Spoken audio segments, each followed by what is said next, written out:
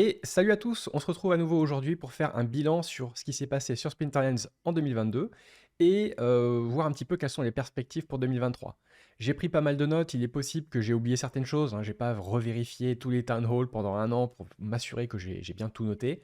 Mais je pense avoir au moins 90-95% de ce qui s'est passé, en tout cas les choses les plus importantes, les choses vraiment majeures.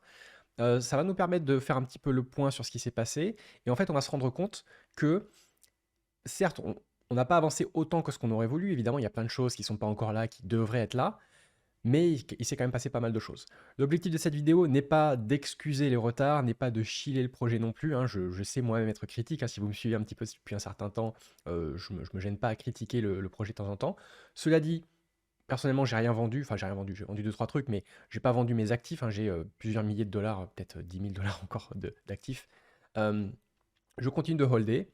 Et on va voir ensemble un petit peu ce qui s'est passé. Alors, avant même de commencer sur Splinterlands, on ne peut pas ne pas parler du marché de manière générale. Évidemment, on était où au 1er janvier de l'année dernière? On était aux alentours de 40 000 dollars, plus ou moins. Après, on est un peu monté, etc. Évidemment, il s'est passé ce qui s'est passé. Il y a eu plein de choses qui se sont passées.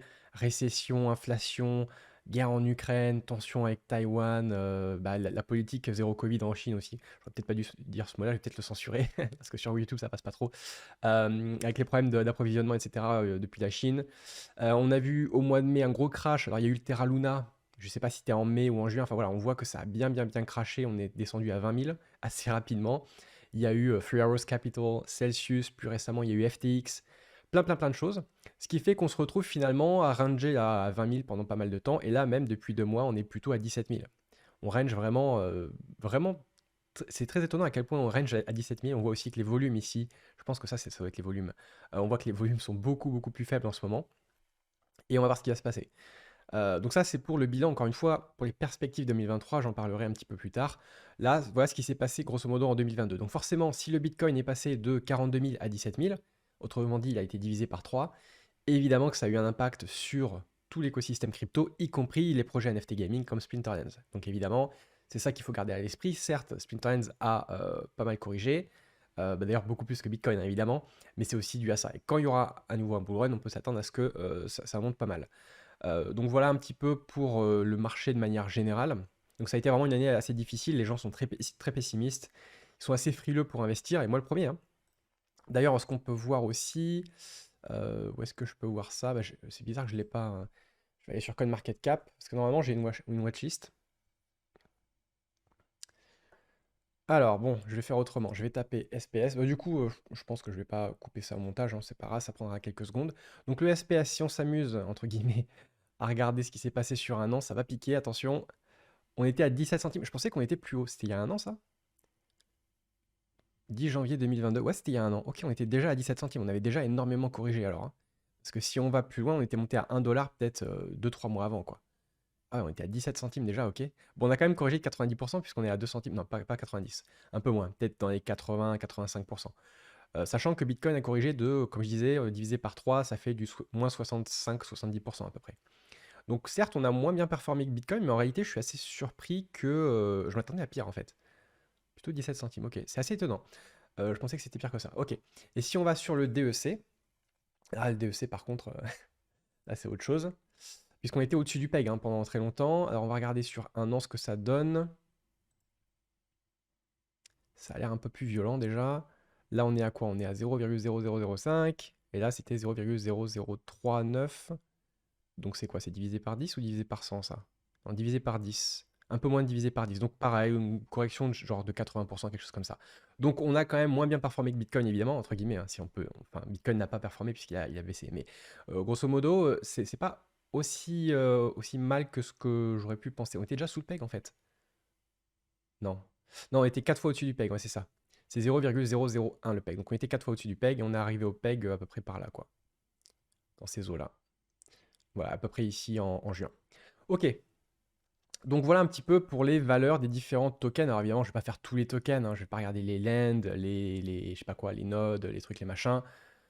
Sinon on en aura pour 2 heures. Ensuite, donc, sur, Splinterlands à proprement parler. Évidemment, la grosse, nouvelle de l'année 2022, ça a été le full release de Chaos Légion. Vous savez que la pré-sale avait eu lieu, je crois, en octobre 2021, donc en fait au pic du bull run. D'ailleurs, on se rappelle qu'à l'époque, les vouchers valaient 20-25 $. Les gens achetaient des packs pour 20-30 $. Ils sont un peu ruinés. Ils auraient pu faire beaucoup plus d'argent, mais bon, c'est pas du tout une critique. On a tous fait des erreurs sur ce bull run. Et donc le full release, donc c'est-à-dire le moment où on a pu acheter des packs à 4 $ sans voucher, c'était en janvier. De mémoire, je crois que c'était le 19, à peu près, peut-être le 20, quelque chose comme ça, peut-être le 20. Donc c'était vraiment mi-fin janvier. Et donc c'était la grosse nouvelle de l'année, évidemment. Ensuite, on a eu une période de plusieurs mois où il se passait pas grand-chose. On avait l'impression qu'il se passait rien. Évidemment, ils faisaient du développement, hein, behind the scenes.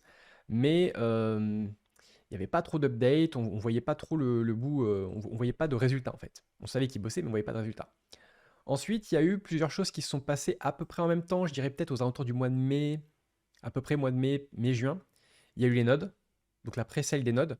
C'est pas quelque chose de fantastique en soi, parce qu'en fait, le développement n'était pas terminé. Et d'ailleurs, aujourd'hui, il n'est toujours pas terminé. C'était censé être fait d'ici la fin de l'année, mais ça n'a pas été encore fait. On en reviendra sur les perspectives 2023.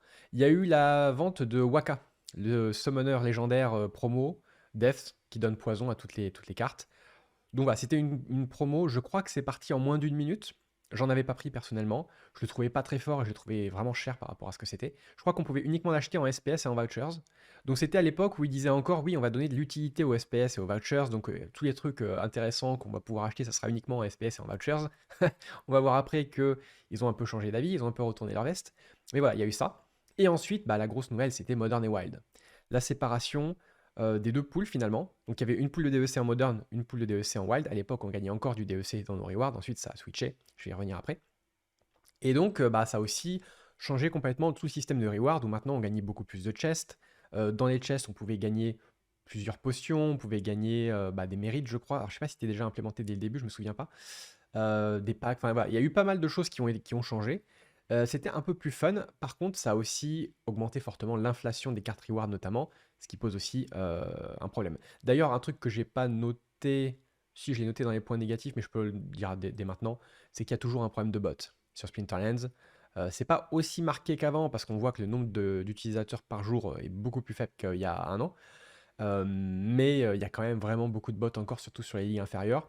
L'avantage quand même avec Modern et Wild, c'est que maintenant, si vous êtes en diamant par exemple, bah, vous n'avez pas les bot farms qui ont 10 000 comptes en diamant. C'est peu probable. Il y en aura quelques-uns, quelques bots, mais il n'y en aura pas autant. Donc ça affecte surtout les ligues inférieures et surtout les nouveaux joueurs, ce qui peut être assez frustrant parce que les bots sont quand même assez bons.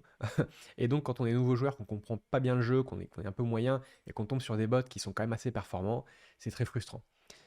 D'ailleurs, il y a aussi l'expérience de nouvel utilisateur. Bon, ça, c'est plus dans les points négatifs. D'ailleurs, je vais me le marquer. Nouvel utilisateur, j'en parlerai tout à l'heure. Ensuite, je crois que c'était vers le 25 juillet, quelque chose comme ça, fin juillet, il y a eu la fin du airdrop de SPS. C'est-à-dire que le SPS a été lancé en juillet de l'année d'avant, donc 2021. Il durait un an, et pendant un an, si vous aviez des actifs, donc un peu de DEC, du Collection Power, des LAN ou quoi que ce soit, vous gagnez des SPS airdrop tous les jours. Et ça s'est terminé en juillet. Euh, ce qui s'en est suivi aussi, c'est la gouvernance du SPS. C'est-à-dire que quand on stake des SPS, alors c'est arrivé un petit peu après, peut-être un mois ou deux après, quelque chose comme ça. Euh, en stakant du SPS, on peut voter pour des proposals. D'ailleurs, il y a des proposals en ce moment, je crois qu'il y en a peut-être un, pour lequel j'ai voté contre d'ailleurs. La plupart des proposals, je vote contre d'ailleurs. Donc là, c'est un proposal d'ailleurs assez controversé. DCB, enfin tout ça, bon bref. Là, on est quand même, pour l'instant, il reste 2 jours. Pour l'instant, ça a l'air de passer. Je crois qu'il faut 66% pour que ça passe, donc celui-là risque de passer. Peut-être falloir réfléchir un petit peu à ce qu'on va faire avec ça. Mais voilà, d'ailleurs, lisez-le hein, si vous intéressez au jeu. Ça peut être intéressant quand même d'avoir une stratégie par rapport au DEC et aux vouchers dans les prochains jours, prochaines semaines. Donc il y a eu ça. Voilà, et donc il y a eu les proposals. J'y reviendrai après dans les points négatifs. Enfin, c'est d'ailleurs un point positif, hein. Je peux d'ailleurs dire que c'est positif aussi parce que au moins ils demandent l'avis à la communauté. Les proposals en eux-mêmes sont parfois un peu foireux, je vais y revenir après, mais au moins on peut voter, on peut dire ce qu'on en pense, et il y a des proposals qui ne sont pas passés parce qu'on a voté contre massivement, et je pense que c'est une bonne chose tout simplement. Un autre truc qui est arrivé, alors il y a eu aussi plusieurs partenariats, ça je ne l'ai pas noté, mais il y a eu le Warner Music Group, il y a eu le MLSPA, donc le Genesis League Soccer, je crois qu'il y a un autre truc, et donc il y a eu le jeu Tower Defense Game.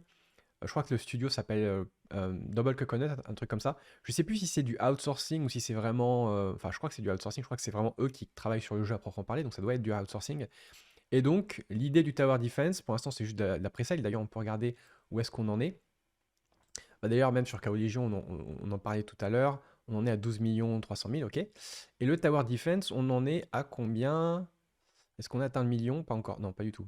100 000? Attends. Euh, c'est peut-être 100 000 sur cette tranche-là, mais je crois qu'il y en avait peut-être 500 000 qui étaient partis en pré-sale ou un truc comme ça. Je ne sais plus exactement. Où est-ce qu'on peut voir ça? Airdrop peut-être? Non, je sais pas. Je crois pas qu'il y ait eu que 100 000 packs qui étaient vendus au total. Je me souviens pas. Peut-être que c'est ça. Enfin bref. Et donc il y a ça. Donc à terme, en fait, ce serait l'idée d'avoir des actifs qu'on puisse aussi utiliser dans le Tower Defense game, qu'on puisse staker nos cartes pour avoir des rewards dans le Tower Defense, etc. Euh, la problématique quand même, c'est que les rewards sur le Tower Defense, ils sont annoncés à 1 million de SPS par mois, alors qu'en Ranked, je crois que c'est 6 ou 8 millions de SPS, donc c'est beaucoup plus, plus les Brawls. Enfin, je crois que Ranked plus Brawl, c'est 10 millions de mémoire. Un truc comme ça. Donc c'est 10 fois plus que le Tower Defense. Donc c'est à voir s'il y aura vraiment de l'intérêt, à voir aussi si le jeu sera qualitatif. De ce que j'en ai vu pour l'instant, c'est pas terrible. Et on verra. Mais bon, si ça fonctionne, ça peut être intéressant. On verra ça plutôt en 2023. Ensuite, un truc que j'ai noté, c'est qu'il y a eu l'implémentation des rewards en SPS pour, d'ailleurs pour les ranked, hein, je ne l'ai pas marqué. Il y a eu pour les ranked games, donc les battles en ranked tout simplement. Pour les brawls, ça c'est arrivé un peu après. Et les rewards en SPS pour les tower defense et pour les lands. C'est-à-dire ceux qui ont acheté des packs tower defense ou des lands gagnent du SPS. Voilà. Euh, D'ailleurs, je parlais d'un partenariat avec MLSP avant. Il y a eu aussi Genesis League Soccer qui arrivait un peu après. On pouvait acheter des packs, on pouvait. D'ailleurs, même si on détient juste du SPS staké, on gagne du GLX tous les jours. Il y a ça aussi. Ça paraît un peu confus, là, il y a des trucs qui me reviennent là, en faisant la vidéo, mais bon, j'ai quand même un plan assez structuré, voilà. C'est juste qu'il y a des trucs qui me reviennent en même temps. Un autre truc, alors, c'est pas forcément dans l'ordre chronologique parfait, hein, encore une fois, je fais tout ça de mémoire, hein. Il y a eu Rift Watchers. Rift Watchers, donc la mini-édition de KO Légion. On peut regarder d'ailleurs où est-ce qu'on en est. On n'en est pas à 1 million, hein, je crois pas. Peut-être on a dépassé les 900 000. Allez. Oh oui, 920 000 même. Ok, donc on s'approche du prochain airdrop d'ailleurs.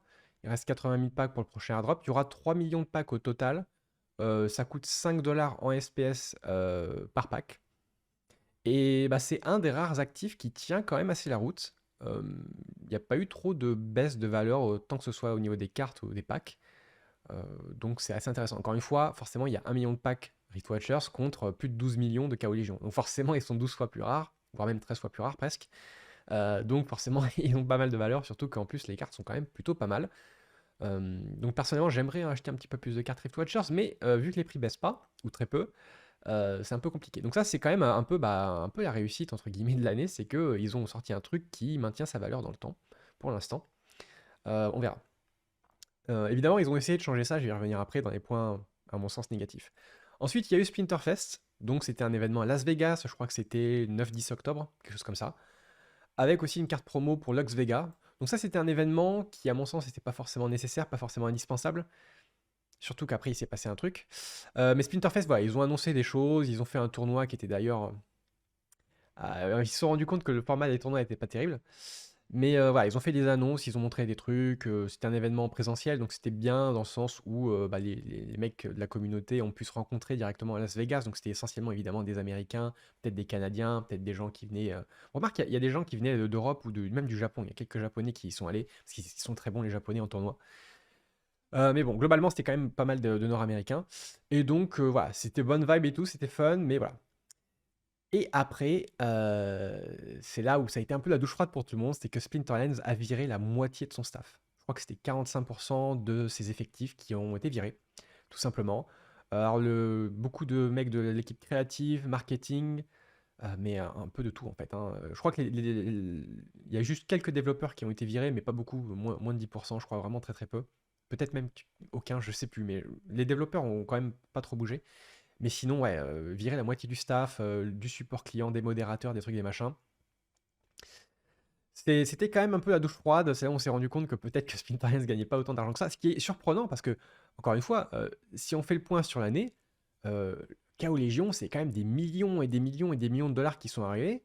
Il y a eu, bon après les notes, tout ça, c'est du SPS, donc ça partait pas dans les poches de l'entreprise, mais quand même, il y a eu pas mal de ventes, il y a eu des partenariats, etc. J'ai je comprends encore mal aujourd'hui à quel point, ils ont pu cramer leur thune. Ce qu'ils disaient, c'est qu'ils dépensaient 1 million de dollars par mois. 1 million de dollars par mois, dont à peu près la moitié rien que pour tenir les serveurs. Donc d'ailleurs, dans les points négatifs, bah, il y a ça, c'est en fait, comme ils ont une politique bot neutral, donc en fait, ils sont ni pro ni contre les bots. En fait, si on n'est pas contre les bots, c'est qu'on est pour puisqu'on les tolère. Et donc si on les tolère, on les accepte. Donc bref, le problème, c'est que la plupart de l'argent qu'ils dépensent pour les serveurs, bah, c'est pour que les bots jouent au jeu, entre guillemets, pour que les bots exploitent le jeu et extraient les ressources, je sais pas comment on dit, extraient les ressources, en fait. Ils gagnent du SPS et ils le revendent. Ça, c'est quand même un gros problème. Ils pourraient économiser des centaines de milliers de dollars par mois rien que sur les serveurs s'il n'y avait plus de bots, hein. C'est ça qu'il faut bien comprendre. Enfin bon, bref. Je vais pas forcément rent là-dessus, mais voilà un petit peu quand même vraiment peut-être le point le plus négatif de l'année en fait, hein. Voilà, et ensuite bah, il y a eu les ventes de fin d'année, donc je crois qu'il y en a une pour le Black Friday, et ensuite il y a eu les ventes décembre pour Noël, etc. avec la carte promo Artemis, et donc des gros discounts, ce qui nous a permis quand même de vendre pas mal de packs, mais d'ailleurs on peut faire un petit tour sur Hive Engine juste pour voir, encore une fois, hein, je vais pas faire le récap sur un an, mais juste pour voir à l'instant T où est-ce qu'on en est. Ça a tout simplement entraîné une grosse chute de la valeur de la plupart des actifs, hein, que ce soit des packs ou même des cartes, c'est quand même assez désastreux. Donc là, les packs Légion, ils ont tout petit peu remonté, ils sont à 1,44, on a été descendu même sous les 1,30. Le DEC, malgré les ventes de fin d'année, bah, on voit que on n'est pas au PEG, hein, ils veulent absolument arriver au PEG, mais on n'y est pas, quoi. Le GLX qui est... Est-ce qu'il est sous le SPS ou pas encore? Non, pas encore. Le SPS, on voit qu'il baisse énormément. Les licences, 800 dollars. Il n'y a pas si longtemps, elles étaient à 2000, hein. Elles étaient encore à 2000. Et les lands, elles sont à 117. Il n'y a pas si longtemps que ça, elles étaient montées à 200 balles à peu près. Quand il a commencé à y avoir les rewards un peu en SPS. Donc voilà un petit peu où est-ce qu'on en est à l'instant T. Pour ce qui est des points négatifs. Il y en a plusieurs que j'ai notés. Évidemment, les bots, bon, ça j'en ai déjà parlé. Évidemment, on est tous au courant de ça, on est tous conscients de ça, en tout cas ceux qui jouent au jeu depuis un certain temps. Euh, pour moi, les points négatifs majeurs, c'est les SPS Taking Requirements qui sont toujours pas là. Ils avaient dit, d'ailleurs, c'est même dans le white paper, hein, que après le airdrop de SPS, donc en juillet l'année dernière, on devrait être obligé de staker des SPS pour gagner des rewards en SPS. Et plus on stake du SPS et plus on est dans une ligue élevée, plus on pourra gagner de SPS. Sauf que là, c'est toujours pas implémenté, ça fait plus de 6 mois. Et là, ils poussent ça, on va reparler après pour les perspectives 2023, ils poussent ça, je crois, Q2 de cette année. Ça, c'est leur objectif, mais c'est même pas sûr qu'ils y arrivent. Donc ça, c'est vraiment un vrai problème parce que ça fait 6 mois que les bots accumulent du SPS et potentiellement, bon, je crois qu'ils le vendent hein, quand même, mais ils peuvent même potentiellement le staker. Et bah, surtout, ça fait énormément de pression vendeuse, quoi. C'est pour ça que le SPS a autant corrigé aussi, hein. C'est parce qu'il y a des bots, hein. S'il n'y avait pas les bots, le SPS aurait pas corrigé autant. Bon, bref. Autre problème, à mon sens, point négatif important, je vais juste repartir là-dessus, c'est le voucher store qui est toujours pas prêt non plus. Pareil, ça fait 6 mois qu'ils nous disent oui, on va donner de l'utilité aux vouchers, il y aura un voucher store, on pourra acheter même des ECR potions, donc juste si jamais il y a des nouveaux joueurs parmi vous, le ECR ici c'est le capture rate. Chaque fois qu'on joue une game, on perd 1% de notre capture rate. Et donc il disait voilà, si vous avez du SPS staké et vous utilisez des vouchers, vous pourrez acheter des potions qui vont vous augmenter votre ECR ou qui vont faire peut-être que votre ECR baissera moins quand vous jouez, etc. etc. Bref, tout un tas d'idées qui étaient très intéressantes, mais qui sont toujours pas implémentées 6 mois plus tard. Ça, c'est quand même, à mon sens, un gros problème. Autre point négatif, évidemment, je l'ai dit tout à l'heure, ils ont viré la moitié du staff. Alors après, bon, s'ils dépensaient 1 million de dollars par mois, bon, ça se comprend aussi qu'ils virent une partie du staff. Après, je pense qu'ils ont été un peu trop lourds. Genre, ils ont viré Bulldog, hein, qui est un peu le plus gros influenceur sur Splinterlands. Je pense qu'il apportait plus de valeur qu'il coûtait à l'entreprise. Par exemple, c'est un exemple, mais je pense qu'il n'était pas le seul. Donc c'était un peu lourd. Et encore une fois, vu ce qu'ils dépensent pour les serveurs, faut peut-être s'intéresser plus au problème des bots, en fait. Et d'ailleurs, sur les serveurs, encore une fois, ce qu'il faut prendre en compte aussi, c'est l'inflation. C'est-à-dire que, vu que les serveurs sont sur Amazon Web Services, ben, ça coûte plus cher aussi à cause de l'inflation. Et au prix de l'énergie, etc., qui augmente. Donc, les coûts ont augmenté aussi pour Splinterlands et pour, en fait, toutes les entreprises au monde qui utilisent Amazon Web Services, par exemple. Autre point négatif, c'est qu'il y a eu des proposals foireux. Qu'est-ce que j'entends par là? Pour moi, la plus gros... Ouais, c'est peut-être même la deuxième plus grosse erreur de l'année, enfin le plus gros point négatif de l'année. Je dirais, oui, c'est peut-être la plus grosse erreur de l'année. Il y a eu des points négatifs, mais ça, c'est vraiment une erreur, à mon avis, majeure de l'équipe. c'est d'essayer, un mois après la pre-sale de Rift Watchers, de changer les méthodes, enfin les moyens de paiement, pour passer de SPS et vouchers à DEC. Un mois après. Et ça, c'est très mal passé. Le proposal, il a été rejeté, je crois, à 70%, quelque chose comme ça. Enfin, c'était catastrophique. Il y a beaucoup de gens qui ont perdu confiance dans l'équipe, y compris moi, hein. Moi, j'aurais plus jamais autant confiance qu'avant dans l'équipe. Et il y a eu encore d'autres proposals foireux après, enfin, plein de trucs. Donc ça, c'est vraiment très négatif parce qu'en fait, jusque-là, on avait l'impression qu'ils avaient une bonne vision. Ils avaient vraiment une vision long terme et ils avaient des bonnes initiatives, des bonnes idées, etc. Et là, tout d'un coup, bah, ça s'est volatilisé complètement, quoi. C'est-à-dire qu'encore une fois, comme je disais tout à l'heure, ils avaient dit oui, on va donner l'utilité aux SPS et aux vouchers. Tout ce que vous pourrez acheter, ça sera en SPS et en vouchers. Donc, encore une fois, Waka Spirit Blade, il y a eu les nodes, Rift Watchers, Lux Vega, et tout d'un coup on vous dit non, maintenant c'est plus SPS et vouchers, c'est DEC. Parce qu'il faut augmenter le DEC au PEG. Donc du coup ils ont complètement changé d'avis, et bah, des gens comme moi qui avaient racheté du SPS et des vouchers en se disant bah c'est un bon point d'achat, etc. Bah tout d'un coup on s'est fait éclater complètement sur les marchés. Et donc j'en rigole, mais bon voilà, c'est pas la fin du monde pour moi, mais bon voilà, c'est un peu pénible quand même. Et donc, et pourtant, même si on regarde sur le DEC, le DEC n'a pas augmenté, quoi. On est toujours dans les chaussettes sur le DEC, quoi. Donc, bon, après, les proposals ne sont pas passés aussi, mais même s'ils étaient passés, je suis pas sûr que ça aurait changé grand-chose, quoi. Puisque même avec par exemple, les ventes de fin d'année, là, où il y a eu des centaines de milliers de packs qui ont été achetés, le DEC n'est pas arrivé au PEG et il a même pas atteint le PEG. Enfin, voilà, on est quand même très très loin de ça. Bref, autre point négatif, c'est qu'il y a eu de nombreuses pre-sales, encore une fois. Et bah, il y a eu des délais énormes pour l'implémentation de ce pourquoi les gens ont acheté, quoi. Ils ont fait plein de pre-sales, plein de projets, des trucs, des machins, mais ils n'ont pas deliver. Ils n'ont pas tenu encore leurs engagements. Et autre point négatif, c'est qu'il n'y a pas eu d'effort du tout sur l'expérience nouvel utilisateur et sur finalement amener des nouveaux joueurs. C'est-à-dire qu'eux, ils se concentrent sur le marketing et tout, mais l'expérience nouvel utilisateur n'est pas idéale, clairement, et ils s'en foutent en fait depuis très longtemps. Ça a un peu changé ces dernières semaines. Mais bah, en fait, depuis qu'ils ont viré les gens, en fait, hein, ils se sont dit, bon, on va se concentrer sur ce qui compte le plus, quoi. Donc voilà pour le bilan 2022. J'en suis à combien? À peu près 20 minutes déjà. Oula, ça fait un peu long. Bon, bref. Mais bon, c'est une vidéo par an, hein, où je fais le bilan plus les perspectives. Donc bon, c'est quand même bien qu'on parle de tout ça. Maintenant, perspective 2023. Alors, leur roadmap n'est pas à jour, donc je suis sans doute pas au courant de tout. Mais disons les choses majeures. Choses majeures pour 2023. Bah déjà, si on regarde sur le marché général, je pense qu'on va encore une fois atteindre le bottom du market en 2023. On va peut-être descendre. Là, on est à peu près à 17 000 sur Bitcoin. Est-ce qu'on va descendre à 15 000, 14 000? C'est à peu près des niveaux où pas mal de gens s'attendent à ce qu'on descende. Peut-être un peu moins, mais je vois mal une correction encore de 70% à ce niveau-là. Je pense pas que 2023 sera aussi brutal que 2022. Je pense que déjà, si on corrige de 20-30%, ça va déjà bien piquer. Parce que là, on est quand même à des niveaux assez bas. Et après, ben, si on arrive à un bottom, par définition, surtout avec le halving qui arrive l'année prochaine, donc en 2024, je crois que c'est vers mai 2024, quelque chose comme ça.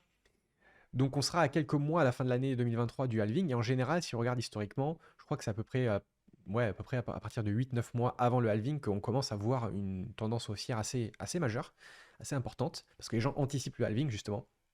Donc on pourrait voir ça d'ici la fin 2023. Donc je pense effectivement qu'on peut avoir un bottom, peut-être Q2, Q3 2023, et ensuite tout doucement latéraliser pendant quelques mois, et ensuite commencer à monter en anticipation du halving. Donc ça serait vraiment sur les marchés ce à quoi je m'attends. Je peux complètement me planter évidemment, on verra ce qui se passera.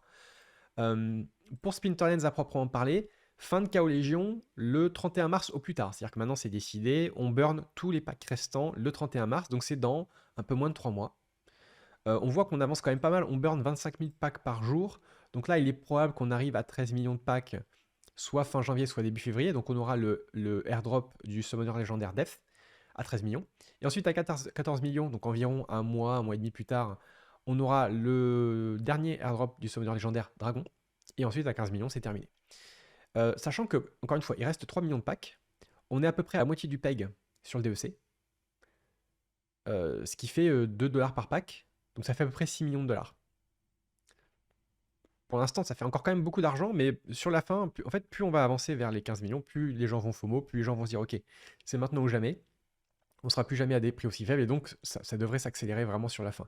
Je pense que une fois qu'on arrive à 13,6, 13,7, ça devrait vraiment accélérer pour arriver à 14 et vraiment avoir le dernier summoner légendaire. Et après, entre 14 et 15, ça peut partir vraiment en quelques semaines, je pense. Tout le monde va, je pense, acheter un peu de pack. Moi, j'attends encore un petit peu, mais voilà. Ensuite, donc voilà, perspective pour 2023. Encore une fois, moi, ce qui m'intéresse le plus, c'est les SPS Staking Requirements. Pourquoi? Parce qu'on va devoir acheter et staker du SPS pour gagner du SPS. Et donc, ça peut augmenter la valeur du SPS. Et ce qu'il ne faut pas oublier, c'est que les rewards qu'on gagne, ils sont en SPS. Donc, plus le SPS diminue, plus nos rewards diminuent en termes de valeur en dollars USD. Et donc, pourquoi investir des milliers de dollars si c'est juste pour gagner 10 balles par saison? Parce qu'en fait, c'est un peu ça, hein, pour l'instant, Splinterlands. Le SPS a tellement corrigé qu'on gagne pratiquement plus rien. Donc forcément, c'est quand même un vrai problème. Donc je pense que les SPS Staking Requirements sont vraiment hyper importants. Un truc que j'ai pas noté aussi, mais dont j'ai parlé tout à l'heure, c'est le Voucher Store. Avec leur proposal, là, ils veulent un petit peu aider le voucher à monter, mais avoir un Voucher Store permettrait d'augmenter la valeur des vouchers et donc augmenter un petit peu l'intérêt de staker des SPS, puisqu'on gagne des vouchers en stakant du SPS. Et voilà, ça me paraîtrait assez intéressant. Autre chose pour 2023, ça serait Land Phase 1. Donc là, je crois qu'on pourra, enfin pour ceux qui ont des lands, ils pourront voir quel type de land ils ont, quelle rareté, si c'est occupé, non occupé, si c'est magique, etc. Quel sera le type de land. Enfin bon, bref. Voilà, il y aura peut-être ça. Ensuite, les SPS Validators. Et ça, en fait, c'est un prérequis pour les SPS Taking Requirements, apparemment, puisque je comprends pas bien les détails, mais bon, ils veulent être capables de faire en sorte à ce qu'on puisse déléguer du SPS staké à d'autres personnes avant d'imposer les staking requirements, blablabla. Bon, bref, ok. Autre point, ça sera le Tower Defense. Il y aura aussi d'ailleurs GLX, Genesis League, etc. Enfin, il y a pas mal de choses qui vont arriver vis-à-vis d'autres projets. D'ailleurs, tiens, un truc dont j'ai pas parlé, c'est les runis aussi. À peu près au moment de Lux Vega, quelque chose comme ça. Donc il y a eu les runis sur Ethereum dans le bilan 2022. Et voilà, puis maintenant on peut jouer les runis dans le jeu. Donc il y a ça aussi. Et ensuite, la grosse news, entre guillemets, pour 2023, à quoi on peut s'attendre, après, à peu près 3 mois après la fin de Chaos Légion, ça sera Rébellion. Donc l'édition qui suivra Rébellion, il y a eu Untamed, Chaos Légion, il y aura Rébellion, qui est prévue pour l'été 2023, donc peut-être en juillet, peut-être août, alors évidemment, hein, il risque d'avoir du retard aussi. Ce qui n'est pas forcément problématique d'ailleurs, parce que plus il y a du délai entre Chaos Légion et Rébellion, plus Chaos Légion pourrait prendre en valeur après que ce soit complètement sold out en fait. Donc c'est pas forcément un point négatif à mon sens. Voilà. Et est-ce que j'ai fait le tour? Je crois que j'ai fait à peu près le tour. Voilà, donc si j'ai oublié quelque chose, que ce soit dans le bilan ou dans les perspectives 2023, n'hésitez pas à me le faire savoir. Euh, je pense que cette vidéo est quand même assez intéressante, encore une fois, pour dézoomer et se rendre compte de tout ce qui a été fait quand même. Ils ont quand même beaucoup avancé, il y a eu beaucoup de développement. Évidemment, le contexte est tel qu'il est, les délais sont tels qu'il est. À préciser quand même que Splinterlands n'est pas le seul jeu à avoir des retards. Je ferai des vidéos très très prochainement, d'ailleurs je vais sans doute en enregistrer une juste après celle-ci sur Illuvium. Illuvium, ils ont un retard phénoménal aussi. Je m'intéresse aussi à d'autres jeux comme Cypher, retard phénoménal, etc., etc., etc. En fait, tous les jeux, même dans le Web 2, en fait, c'est pas forcément que le Web 3. Si vous avez suivi un peu ce qui s'est passé avec Cyberpunk 2077, des années et des années de retard, ils ont sorti leur jeu, c'était catastrophique, gros scandale, c'est devenu un mème, hein, enfin maintenant, enfin bref. Je vais pas trop digresser, mais voilà, les retards, c'est pas que dans les cryptos, mais c'est dans le gaming de manière générale, le développement, voilà, tout ce qui est bug, etc. Donc ça prend du temps. Donc voilà pour cette vidéo. J'espère que ça vous a intéressé, j'espère que ça vous a permis de vous rendre compte un petit peu de tout ce qui s'est passé, de peut-être un petit peu modérer et peut-être un peu nuancer les critiques qu'on peut faire. Et encore une fois, je suis le premier à critiquer, hein, même si je suis streamer officiel sur Splinterlands TV, ça m'empêche pas de critiquer ce qui se fait de manière constructive, hein. J'essaie de pas être toxique, mais voilà, j'essaie aussi quand même d'être objectif et réaliste. Donc voilà, c'est tout pour cette vidéo. On se retrouve très vite dans les prochains jours pour des vidéos sur Illuvium, hein. Je n'ai pas encore fait de vidéo là-dessus, mais ça arrive très très vite. Et je vous souhaite une très bonne fin de journée ou de soirée, et à bientôt. Salut!